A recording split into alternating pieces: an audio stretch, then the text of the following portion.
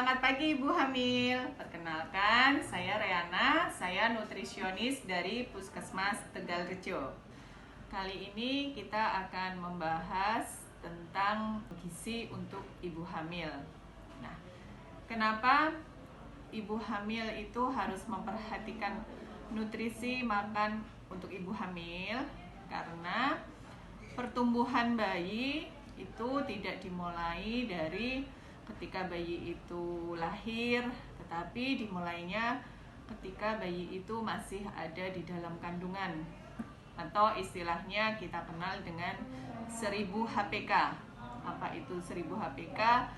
1000 hari pertama kehidupan, yaitu pertumbuhan janin dimulai dari usia 0 kehamilan. Jadi ketika bertemu sel telur dengan sperma, itu sudah mulai menentukan bagaimana kualitas anak kita yang selanjutnya. Kemudian fase pertumbuhan ini berlangsung dari 0 bulan kehamilan sampai usia 9 bulan kehamilan. Nah, kemudian 6 bulan ASI eksklusif, kemudian ditambah ketika 6 bulan selanjutnya sampai usia 24 bulan ini sudah ditambahkan ASI dan makanan pendamping ASI. Ini yang dimaksudkan dengan 1000 hari pertama kehidupan. Kemudian yang selanjutnya kita akan membahas atau menjelaskan tentang bagaimana nutrisi atau makanan untuk ibu hamil. Nah, di sini kami ada panduan kartu konseling dari WHO, ya. Kemudian bagaimana sebaiknya ibu hamil makan. Jadi komposisi makanan seperti ini yang nanti akan kami jelaskan. Dan yang paling utama adalah ibu hamil perlu mendapatkan dukungan keluarga ketika menentukan komposisi makanan seperti apa yang akan dikonsumsi oleh ibu hamil. Nutrisi yang seimbang untuk ibu hamil saat ini kita kenal dengan istilah 4 bintang. Apa itu 4 bintang? Bintang yang pertama adalah makanan pokok. Makanan pokok itu ada nasi, ada singkong, ada jagung, ada umbi-umbian yang lain, termasuk juga tepung dan semua hasil olahnya. Roti dan lain sebagainya itu merupakan hasil olah dari karbohidrat atau makanan pokok. Kemudian bintang yang kedua itu adalah kacang-kacangan.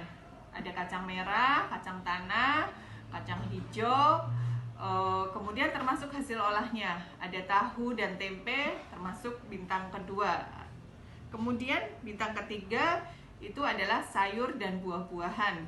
Kemudian bintang yang keempat itu ada daging, ayam, ikan, telur, susu, dan semua hasil olahnya. Ini masuk sebagai bintang yang keempat.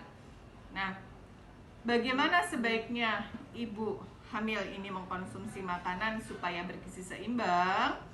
Jadi diusahakan idealnya adalah setiap kali makan ibu memenuhi makanan 4 bintang ini, ya.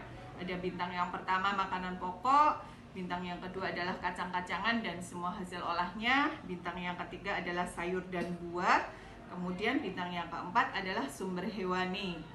Tetapi andaikan dalam sekali waktu makan ini tidak bisa memenuhi 4 bintang, diusahakan dalam 1 hari itu harus ada 4 bintang.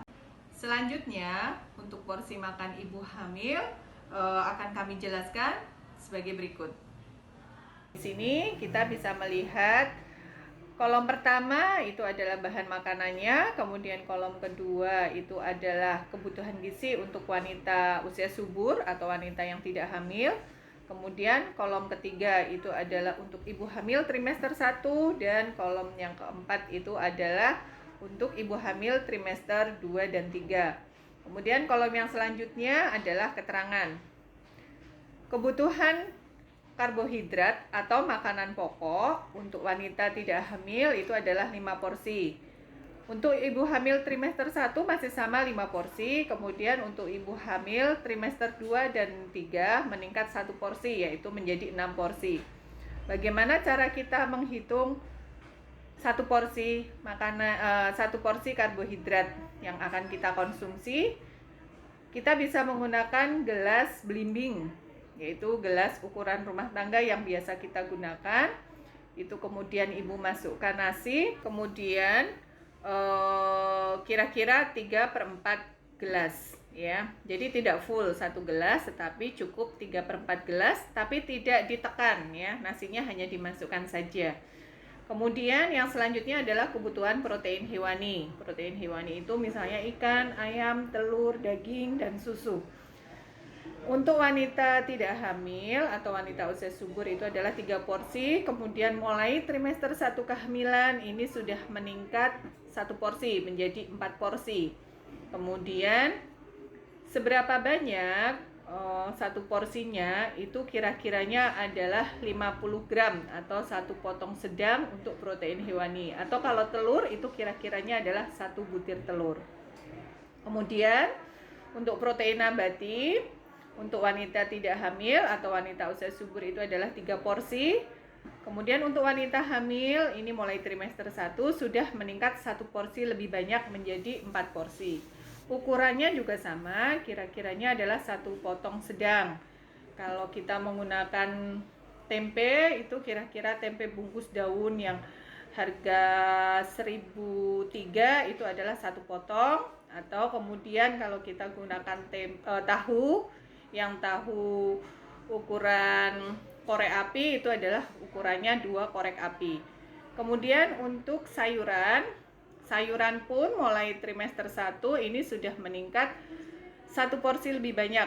Untuk wanita usia subur 3 porsi, kemudian untuk wanita hamil menjadi 4 porsi. Ukurannya seberapa banyak? Kira-kira bertambah 1 mangkok sayur tanpa air. Kemudian untuk buah-buahan, untuk ibu hamil ini berkurang 1 porsi. Kalau untuk wanita tidak hamil adalah 5 porsi, tapi kalau untuk wanita hamil itu adalah 4 porsi. Kemudian kira-kira 1 porsi itu seberapa?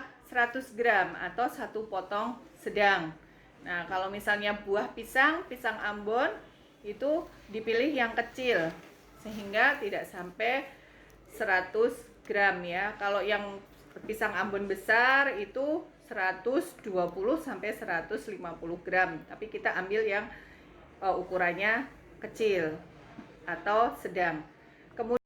Kemudian untuk kebutuhan minyak, wanita tidak hamil itu 5 porsi, ibu hamil trimester 1 itu juga 5 porsi, kemudian pada ibu hamil trimester 2 dan 3 ini meningkat 1 porsi lebih banyak menjadi 6 porsi. 1 porsi minyak itu adalah 5 gram atau kurang lebih 1 sendok makan. Kemudian untuk gula pasir kebutuhannya sama, baik itu untuk wanita usia subur maupun ibu hamil, yaitu 2 porsi atau kurang lebihnya adalah hanya 2 sendok makan. Kemudian untuk kebutuhan cairan ibu hamil ini secara umum adalah 2 liter atau 8 gelas dalam 1 hari. Tetapi kalau ibu ingin menghitung lebih rinci, itu kita bisa menggunakan rumus 30 sampai 40 mili per kilogram berat badan. Sebaiknya konsumsi cairan lebih dominan ke air putih atau lebih banyak konsumsi air putih. Kemudian untuk konsumsi teh dan kopi bagi ibu hamil sebaiknya dihindari karena teh dan kopi ini mengandung kafein, sementara teh mengandung tanin yang bisa menghambat penyerapan zat besi bagi tubuh kita.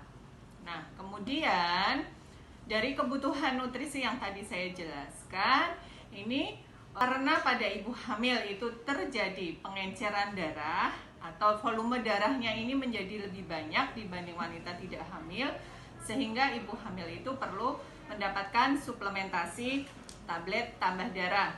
Nah, bagaimana cara mengkonsumsi tablet tambah darah yang baik dan benar?